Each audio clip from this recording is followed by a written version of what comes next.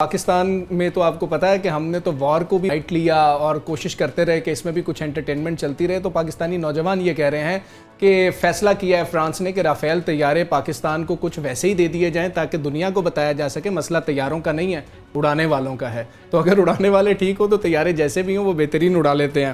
عامر صاحب, اس وقت کی جو سچویشن ہے اور چائنا کا جو کردار اس میں رہا ہے آپ دیکھتے ہیں, کیونکہ جب ایک سالس کی بات آ رہی تھی تو اس میں سب کو پتا تھا کہ انڈیا کے لیے کبھی بھی ایکسیپٹیبل نہیں ہوگا کہ چائنا ایک اس طرح سے ثالثی کا کردار ادا کر رہا ہو. لیکن آپ بیک اینڈ پہ کیا دیکھتے ہیں کہ چائنا نے کیسا کردار اس پوری سچویشن میں ادا کیا اور کس طرح سے وہ دیگر ممالک کے ساتھ رابطے میں رہا ہے؟ چائنا نے ڈپلومیٹک فرنٹ پہ ڈیفینیٹلی پاکستان کو بہت سپورٹ کیا ہے. آج ہی کی بات ہے کہ ان کے جو فارن منسٹر ہیں, چائنیز فارن منسٹر نے پاکستان کے ڈپٹی پرائم منسٹر اور فارن منسٹر کو ایک کال کی, اور اس کے ساتھ ہی ایک کال اور جگہ پہ بھی گئی, اور وہ گئی انڈیا کے فارن منسٹر کے پاس. اس کو بھی ایڈریس کیا انہوں نے, اور ان کے ساتھ بات کرنے کا ڈیفینیٹلی مقصد یہ تھا کہ وار جو ہے وہ حل نہیں ہے, آپ کو پیسفل سولوشن کی طرف جانا چاہیے. چائنا ایز اے نیشن ایک اگریسو نیشن نہیں ہے. چائنیز کو میں نے کافی کلوزلی اسٹڈی کیا ہے,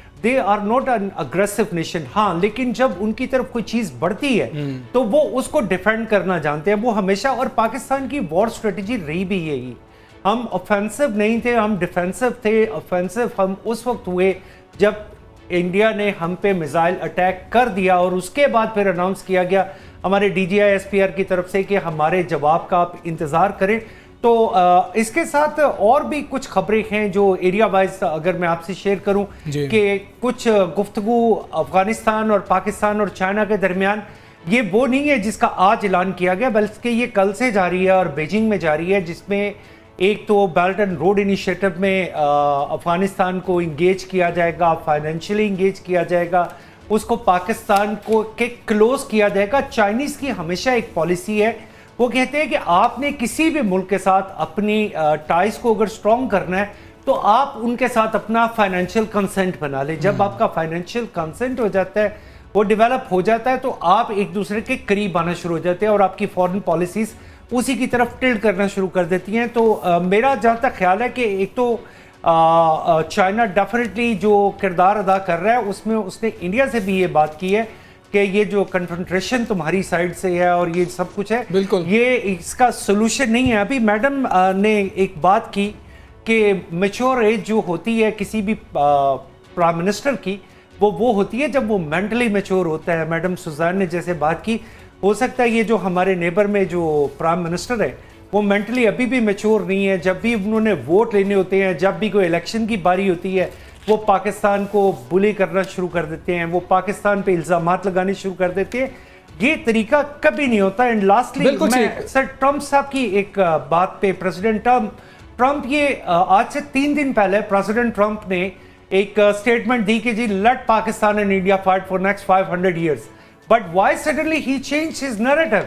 وہ نیریٹو چینج ہونے کی وجہ یہ تھی کہ پاکستان اپنے پلس پوائنٹ کی طرف جا رہا تھا اسٹریٹجیکلی.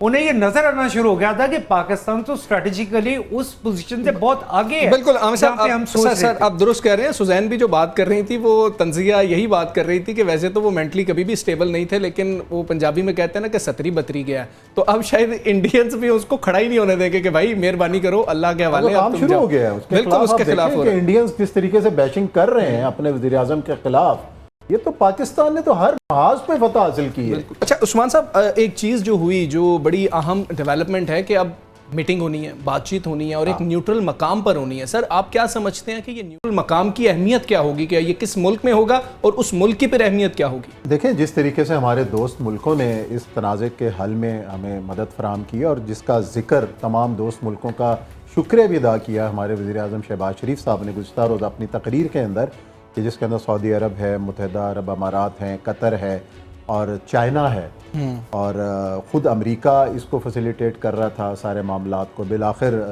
جو ہے صدر ٹرمپ نے اعلان کیا کہ جی دونوں ملک سیز فائر کے لیے تیار ہو. تو مجھے تو یہ لگتا ہے کہ جو ٹرافی جیتی ہے اس حوالے سے وہ تو ٹرمپ صاحب نے اپنے سینے پر تمغہ لگایا نا کہ میں نے یہ مسئلہ حل کرایا ہے.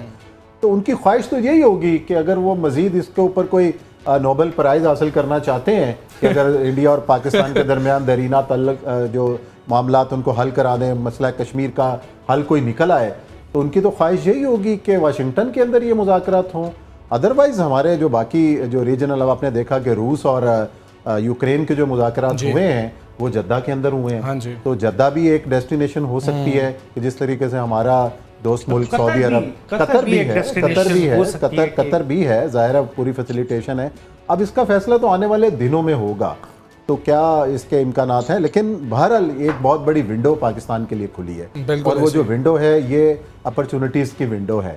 یہ تو سفارتی محاذ پہ بھی کھلی ہے, اور باقی سر انہوں نے صدر ٹرمپ نے کہا کہ میں ٹریڈ کو بھی بڑھاؤں گا دونوں ممالک کے ساتھ. تو ایک ون ون سچویشن ہے پاکستان کے لیے کہ جس کا فائدہ اٹھانا ہے پاکستان کو. یہ جو اتحاد ہے, میں پھر بار بار اس بات پہ آ رہا ہوں کہ جو اس قوم کا جو اتحاد ہے اس کو قائم رکھنا ہے, انگیج کرنا ہے. اور مسئلہ یہ ہے کہ اس میں بہت سارے ایسے آئیں گے لوگ جو اس کو سپائل کرنے کی کوشش کریں گے, تخریب کاری ہوگی, کوشش کریں گے. ہم نے نہیں ہونے پر بھی آپ دیکھ رہے ہیں جب جنگ نہیں ہو رہی تھی اور جس طریقے سے برا بلا کہا جا رہا تھا, اور جو آپ کے سامنے مسائل ہیں, اب جب کہ ہم یوم تشکر منا رہے ہیں جس کو میں نہیں سمجھتا کہ ان چیزوں کو ہم اس موقع پر ڈسکس کریں, لیکن ان کا محاسبہ بھی ضروری ہے. ہمیں وہی کہنا چاہیے کہ آگے پورا ایک ہمارے پاس ایک روڈ میپ ہو کہ ہم نے کس طریقے سے بالکل ٹھیک ہے. ہم نے یہ جو جذبہ ہے اس کو قائم رکھنا ہے, اس کو بڑھانا ہے, اور پاکستان کی بہتری کے لیے آگے چلنا ہے, سب کو مل کے چلنا ہوگا. ایڈمرل صاحب آپ کی جانب سر آؤں گا. اگر ہم بات کریں سر چائنا پاکستان یا چائنا کی جو گلوبل اسٹریٹجی ہے, آپ اس کو کیسے دیکھ رہے ہیں, اور فیوچر میں یہ سارے معاملات کتنے امپورٹنٹ ہوتے چلے جائیں گے؟ اب صورتحال بدلی ہے سر, ایک ورلڈ آرڈر ہم سنتے آ رہے تھے, مجھے لگتا ہے کچھ ورلڈ آرڈر بھی بدلے گا, کچھ چیزیں بدلیں گی, اب پاکستان کو بہت سیریس لیا جائے گا. جی بالکل. دیکھیے انٹرنیشنل اسٹریٹجی میں نا ایک خاص ایک مقام ہے, آپ کو یہ دیکھنا ہوگا کہ آج تک دنیا میں کبھی بھی دو نیوکلیر پاورز کی آپس میں جنگ نہیں ہوئی. میکسیمم تھا تو کولڈ وار تھی جو امریکہ اور رشیا کی تھی. نیوکلیر نیبرز نے تو کبھی نہیں کی آپس میں, لیکن انڈیا نے یہ ایک موقع تلاش کیا اور اس کو جنگ کرنے کی کوشش کی. انٹرنیشنل اسٹریٹجی میں اس طرح کے کام کے اوپر ایک بروکریج کا رول ہوتا ہے. وہ جو بروکریج تھی وہ کلاسیکل انداز میں ہم نے دیکھا کہ کارگل میں امریکہ نے کی, 2002 میں بھی امریکہ نے کی, پھر جو پلوامہ تھا اس میں امریکہ اور چائنا کا ہاتھ تھا. اس دفعہ جو ایک چیز اسٹرینج ہمیں نظر آئی کہ جو American vice president J D Vance ہیں, انہوں نے ایک بیان دیا کہ جی کہ it's not their war, Pakistan اور انڈیا کو اپنا مسئلہ خود حل کرنا چاہیے, اور ٹرمپ نے بھی اسی طرح کے بیانات دیے. اب مسئلہ یہ تھا کہ اس ویکیوم کے اندر کسی کو آگے بڑھنا تھا, تو چائنا نے اپنا ایک اسٹریٹجک رول جو کہ ایک گلوبل پاور کے طور پہ ایمرج ہو رہے ہیں وہ پلے کرنے کے لیے انہوں نے آفر کی, جو کہ انڈیا کے لیے پرہیپس ایکسیپٹیبل نہیں تھا. تو انہوں نے پھر منت کی ٹرمپ صاحب کی جی کہ دیکھیں چائنا تو جو بھی فیصلہ کرائے گا وہ پاکستان کے حق میں ہوگا, تو آپ بیچ میں آئے, بڑے بھائی بنے اور ہمارے ساتھ کیجیے.